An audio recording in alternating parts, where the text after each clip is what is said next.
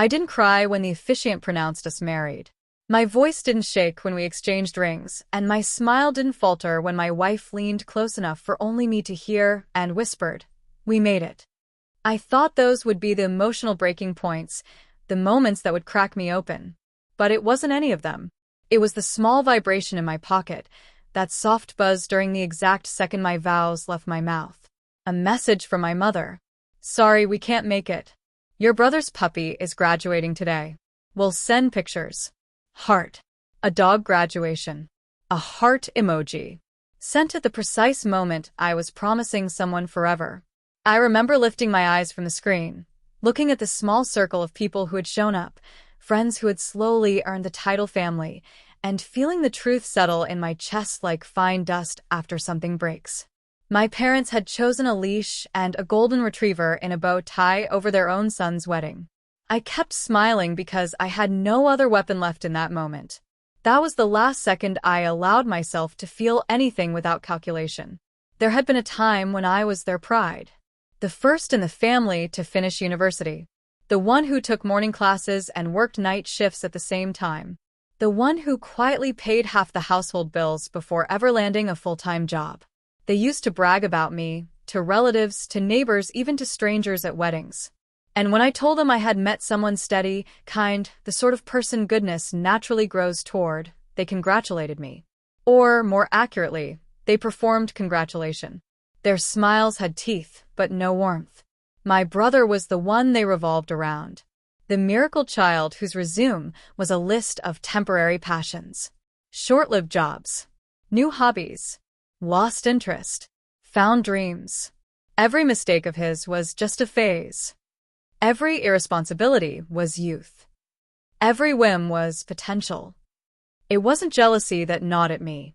It was clarity. A clarity that sharpened only when betrayal became undeniable. I noticed the signs earlier than I admitted. Mom kept forgetting wedding details, the date, the time, the venue she had visited twice. Dad gave rehearsed explanations. "We'll see how things go. Your mother's back pain, Beta."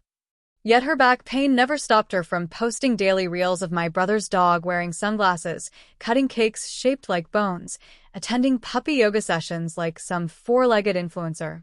Cute dog. Sickening priorities. 3 nights before my wedding, I wasn't even looking for proof. I stumbled onto it. A reminder flashed in our family group chat. Rocky's graduation. Saturday, 5 p.m. Don't forget. My wedding was Saturday at 5 p.m. The same time. The same day. The overlap was not an accident. It was a decision. I didn't confront them. I didn't demand explanations they had never bothered to prepare. I just sat alone in the dark and felt something shift inside me, like a door finally unlocking. I let a different version of myself stretch awake, a version who no longer begged for space in a family that shrank every time he walked into the room. A version who wanted them to taste the emptiness they had carved into me. Revenge doesn't always need rage. Sometimes it only needs timing. So, I recorded the entire wedding. Not just the ceremony. I captured the speeches, the spontaneous laughter, the soft moments in between, the ones where my wife squeezed my hand because she understood exactly what I had lost and what I was gaining at the same time. At midnight, when confetti was still clinging to my hair like tiny reminders that joy existed with or without blood relatives, I sent my parents one message: "Here's the part you missed," and attached a 17-minute video of my vows. Me standing before the woman I love, promising her everything, while 2 reserved seats in the front row sat empty like accusations no one had the courage to voice. Then I turned off my phone. Not silent. Not airplane mode. Off. Let the calls fall into the void the way I had. The next morning, my screen was suffocating under numbers. 54 missed calls. 32 from my mother. 20 from my father. 2 from my brother, an irony that made me laugh. 1 voicemail from my mother, her voice trembling so hard she sounded decades older.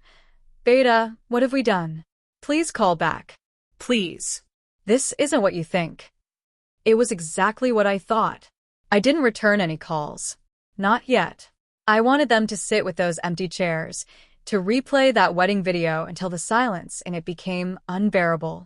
I wanted them to imagine what every guest must have whispered about them, the judgments they once believed themselves too respected to face. A week later, I visited. No warning, no softness, no cushioning. They were sitting at the dining table, the same one I studied at as a boy, the same table where they had planned excuses all their lives. Mom jumped up, face blotchy and fragile. Dad stood slower, like guilt had weight now. "We made a mistake," he said. "No," I answered. "You made a decision." Mom reached for my arm, instinctively seeking closeness she had forfeited. I stepped back. The space between us felt like honest distance for the first time. "You sent that video to the entire family," Dad said, trying to sound stern but failing. "I did," I replied. "They deserve to know why you weren't there." But the truth was simpler and sharper. They cared more about being embarrassed than about being absent. "Do you know how humiliating it was?" Mom cried. "I learned from the best," I said quietly. Dad swallowed hard, the kind of swallow that comes when denial finally loses its grip.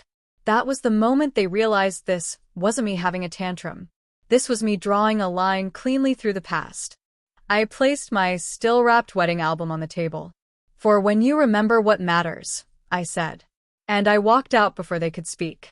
I didn't cut them off completely. That would have been mercy.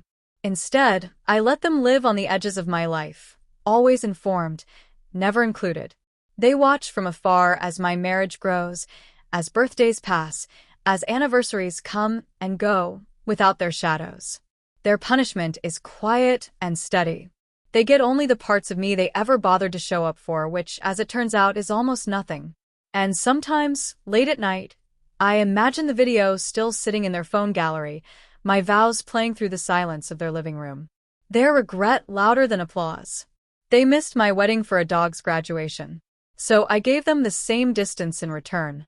Now they watch my life the same way they watched my wedding, through a screen, too far away to touch anything real.